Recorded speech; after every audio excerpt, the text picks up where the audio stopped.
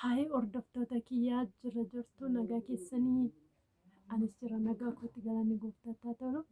Akkami isin jirtu jiruuf jireenya akkamii hojiin akkamii torbaan akkamii hunduu bareedaa jajjabaattuu nagaa keessanii.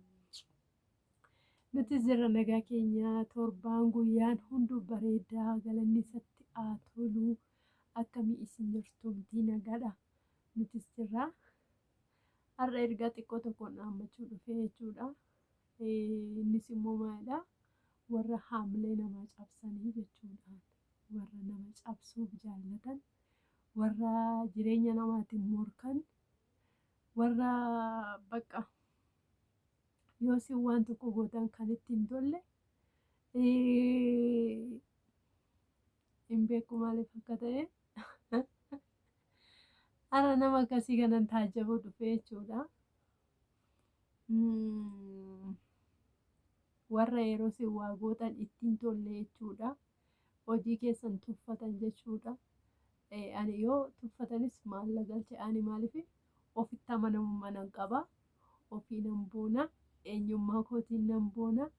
Ofitti waanan qabuun nan boona malee tasuma mataan koo gadi hin cabu jechuudha. Abbaan fedhe yoo waan fedhe jedhe jechuudha. Nan galchuu jechuudhaan. Kanaafuu warroonni tokko tokko akkasuma jiruu dhabdanii haamilee nama cabsuuf osoo fiigdanii ofii keessanii cabdanii akka nafne isiniin jedha. Hordoftoonni koo warri na jaallattaniif na kabajanii galatoomaa isiniin jedha. Waan na jajjabeessitaniif waan jabaadhuu eelsuu naan jettaniif guddaa tokko naaf galatoomaa. Guddaan isin jaalladha, guddaan isin kabaja.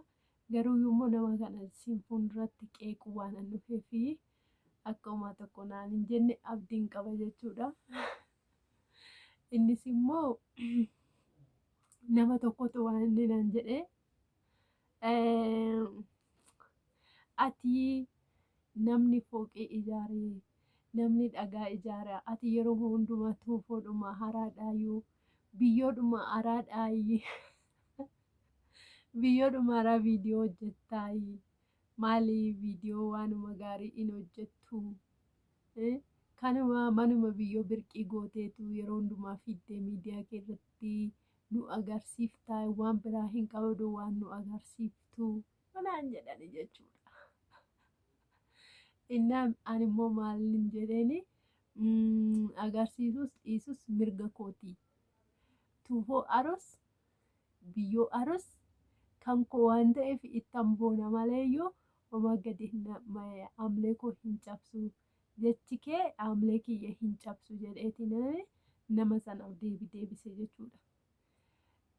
Innaa warroota namoota haamilee keessan cabsuudhaaf waan isin qabdaniin waan isin konfidensii keessan itoo jiraataa jirtanii konfidensii keessan cabsuudhaaf eenyummaa keessan cabsuudhaaf waan isin qabdaniin kan isin tuffatu kan isin arrabsu bukkee hin dhaabbatina.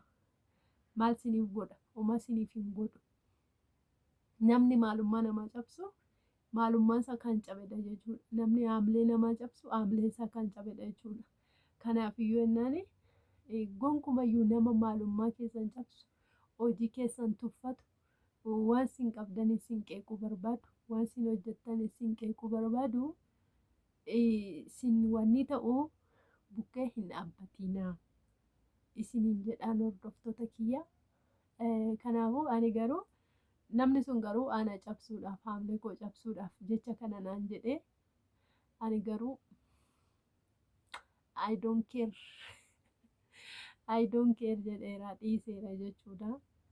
Homaa tokko natti fakkaatu maaliif ani har'ayyuu boruyyuu taanaan jechuudha. Waan natti fakkaate waan mana koo keessa jiru waanan qabuun as bahee miidiyaa irratti agarsiisuus hin dhiisu dubbachuus hin dhiisu. Miidiyaan immoo kan kooti. Yoo sitti toluu baate ati ilaaluu dhiisuu dandeessa. Ani immoo mirga kooti waan barbaade miidiyaa koo irratti qullaa koollee taa'aa anaaf naaf ta'ee taanaan qullaa koo taa'ee laasa gubbaarra waan barbaade gadhiifachuu hin danda'a jechuudha. Kuni maaliif silkiin kan koo intarneetiin kan koo bakki taa'umsa kan koo dhoqqeenis kan koo tuufoonis kan koo wanti nama gashu tokkollee iyyuu hin jiru, wanti si gashu hin jiru siin jechuufan dhufe. Kanaafuu warroonni na jaallattan immoo dhiifama naaf godhaa. Isheen akkana jettee na qeeqxe immoo siin jedheera. Innaa ani immoo har'ayyuu baruyyuu ati jetteedhaaf miti, ati simiti kan na gorsu, simiti kan wanni na jedhu. Ati immoo isti dura mana dhagaa ijaariiti na agarsiisi. Mana dhagaa ijaariiti. Kunoo manni kuu kanadha jedhiiti kottuuti agarsiisi yoo gara qabatte. Ati immoo miidiyaa iyyuu hin qabdu, miidiyaa waan irratti gadhiifattu hin qabdu.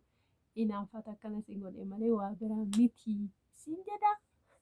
Inni naaffini hin gubatini osoo ati natti inaaffitu ani warusii caaluu nan danda'a. Inni naaffin namni inaafu badaadha. Inni inaafu seexana.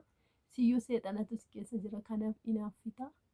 Inni naaffini siin jedha giiftitiyya. Inni har'a mana dhooqeef mana tuufoo keessatti na argite borummoo mana dhagaatti na arguu dandeessa. Illi sheeppii ijaarressi agarsiisa jechuudha borushii. Kanaafuyyuu nama isinitti inaafu, nama maalummaa keessan cabsu, nama eenyummaa keessan cabsu faana hin dhaabbatinaa, liidarshiippii hin qabaatinaa isinin jedhaa. Namni inaafu badaadhaa isinin jedhaa. Ergaan kanan dhaammachuu dhufe nan dhufa immoo viidiyoo biraatiin. Baay baay. Nagaa ta'a.